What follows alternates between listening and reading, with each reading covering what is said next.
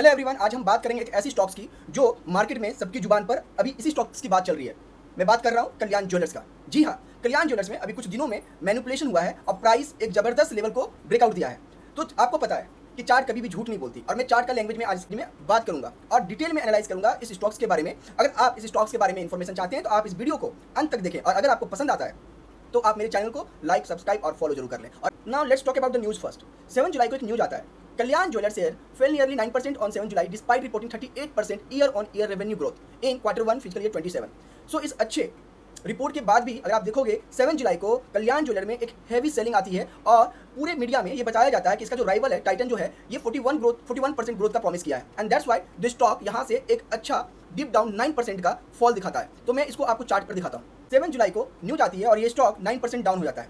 सो अगर मैं इसकी टेक्निकल की बात करूँ तो ये स्टॉक का क्लोजिंग प्राइस 380 के अप्रोक्स होता है एंड स्टॉक आपका एक फॉल दिखाता है और आपका 360 पर जाकर ओपन होता है नेक्स्ट डे और उसके बाद इस प्राइस में एक 9% का डाउन होता है और मार्केट का जैसे क्लोजिंग होना शुरू होता है तो ये आकर 7% पर अपना क्लोजिंग देता है।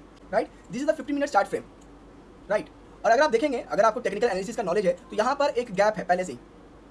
एग्जैक्टली मार्केट जो है इस गैप को रिस्पेक्ट करने आती है और मार्केट इस गैप को रिस्पेक्ट करने के बाद एक बाउंस बैक देती है। जो स्टॉक 9% का डाउनफॉल दिखाया वो मार्केट के क्लोजिंग होते होते वो जाकर अप्रॉक्सीमेटली 6.5% का डाउनफॉल दिखाता है। राइट, यहाँ तक तो बात समझ में आती है कि चलो न्यूज आया, न्यूज वो भी बॉटम पे, जहाँ पर ऑलरेडी इस स्टॉक्स में अगर आप देखेंगे तो एक बॉटम आउट स्टॉक्स है, ऑलरेडी काफी करेक्ट कर चुका अपने हाई से। राइट, और ये स्टॉक काफी लंबे समय से एक कंसोलिडेशन पीरियड में था। तो अगर मैं इस पीरियड को बोल दूं, ये पीरियड आपका कंसोलिडेशन पीरियड का था।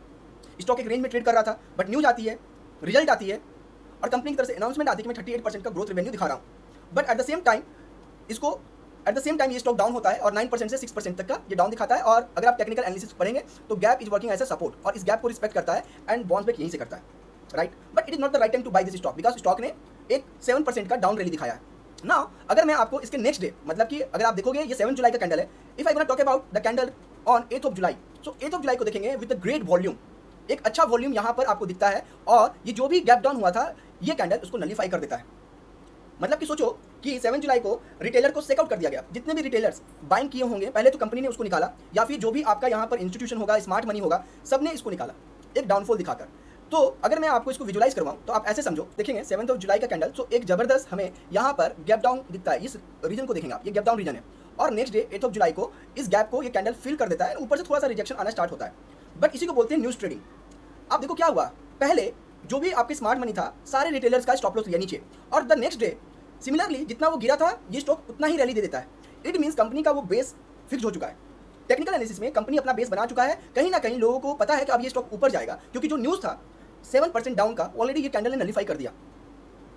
और न्यूज़ एट बॉटम, आप समझ लीजिए जब भी कोई न्यूज़ बॉटम पे आता है तो कहीं ना कहीं रिपोर्ट आपको समझना पड़ेगा कि यहाँ पर कौन सा स्ट्रक्चर फॉलो होगा। और इस गैप को वो आया, रिस्पेक्ट किया इस गैप को और यहाँ पर सबको सेकआउट किया, जितने भी रिटेलर थे सेकआउट किया and then the next day एक अच्छा प्राइस एक्शन दिखता है with the good volume. Right, next day if I gonna talk about, मैं नेक्स्ट डे की बात करता हूँ। ओ माय गॉड, एक ऐसा कैंडल जो इस प्राइस रेंज को भी, मतलब कि एक ऐसा कैंडल आता है मार्केट में जो एक रेंज बन रहा था उसको भी ब्रेकआउट कर देता है। Right, if you trade like this, कहीं ना कहीं अब कल्याण ज्वेलर्स में एक मोमेंट अगर आप देखेंगे एक अच्छा वॉल्यूम भी दिख रहा है, जबरदस्त वॉल्यूम दिख रहा है और कहीं ना कहीं डेली के चार्ट फ्रेम पे ये आपका चार्ट है। अगर मैं इसको वीकली भी देखूँ तो वीकली में भी एक जबरदस्त वॉल्यूम ब्रेकआउट आया है और कहीं ना कहीं मुझे अब ऐसा लग रहा है कि अब इसकी जर्नी चेंज हो चुकी है और सारे मोमेंटम के रास्ते को ये क्लियर करते हुए चलना चाहता है। तो इस स्टॉक को आप अपने रडार पर रखें। This is not a buy and sell recommendation. और अगर मुझसे आप पूछेंगे कि इसकी जाने की प्रोबेबिलिटी क्या है, obviously it is a good stock, fundamentally भी काफी अच्छा है एंड टेक्निकली अगर देखेंगे जिस टाइप से इसने प्राइस एक्शन दिखाया डेली चार्ट फ्रेम पे, and I hope so there is something good going on. और ये देखेंगे तो ये weekly breakout with the volume है, let's say this is a weekly breakout with the volume.